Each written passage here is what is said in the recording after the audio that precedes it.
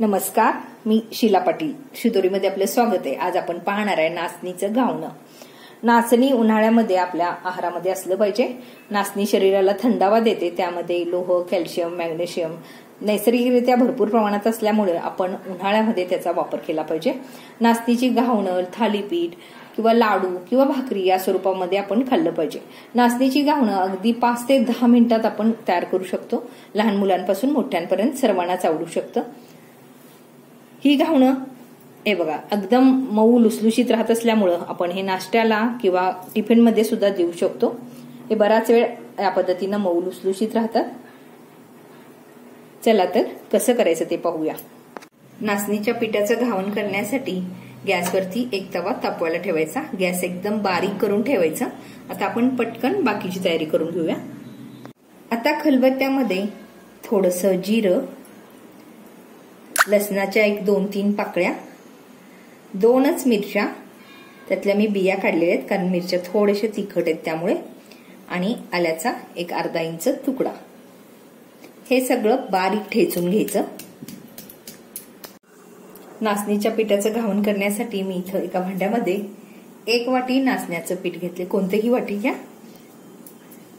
त्याच वाटीनं बाकीचं साहित्य घालायचंय. त्यामध्ये आपण पोहे खायच्या चमच्याने 1 चमचा तांदळाचं पीठ, हे बघ, त्यामध्ये हे ठेचून घेतलेलं आलं, लसूण आणि मिरची, त्यानंतर थोडंसंच हिंगपूड घालायचं, अगदी थोडंसंच घालायचं,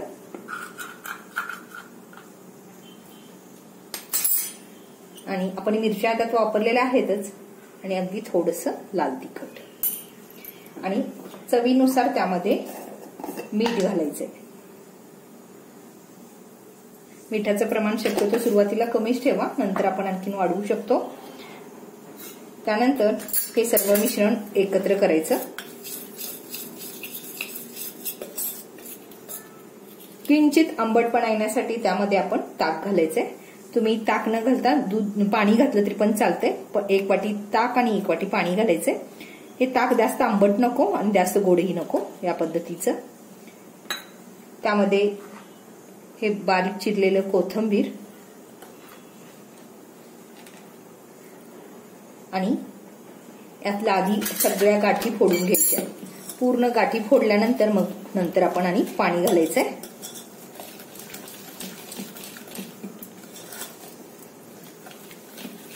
त्यामध्ये आता 1 वाटी पाणी, म्हणजे इथं 1 वाटी ताक आणि 1 वाटी पाणी घातलेलं आहे. आणखीन गरज लागली तर थोडंसं पाणी वाढवायचंय.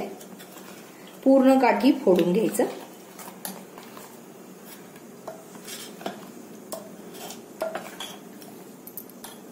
मला हे मिश्रण थोडंसं घट्ट वाटतं, त्यामध्ये आणखीन 1 टेबलस्पून पाणी घालायचं.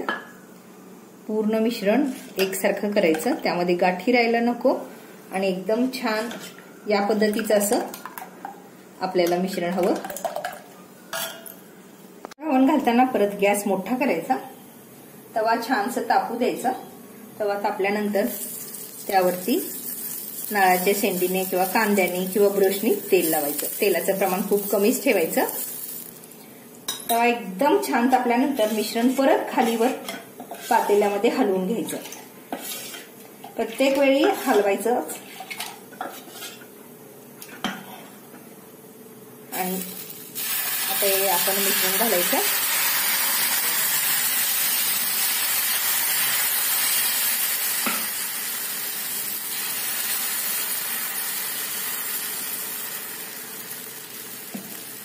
तर गॅस मोठाच आहे. झाकण ठेवायचं अगदी 30 सेकंदापर्यंतच.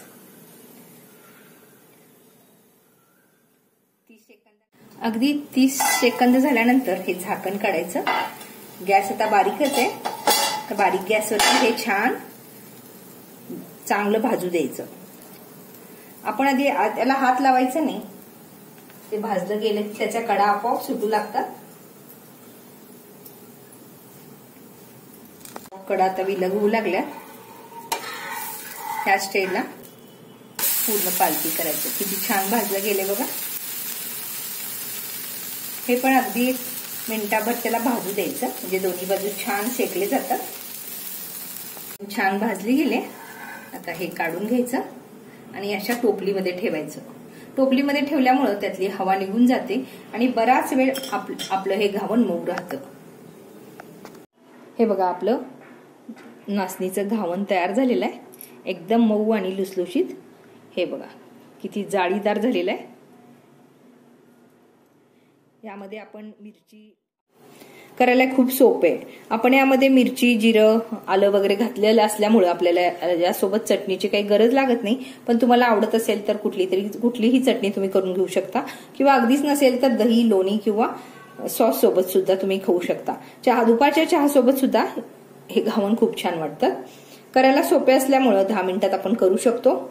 तुम्ही या पद्धतीनं हे घावण करून पहा आणि त्याच्या प्रतिक्रिया द्यायला विसरू नका.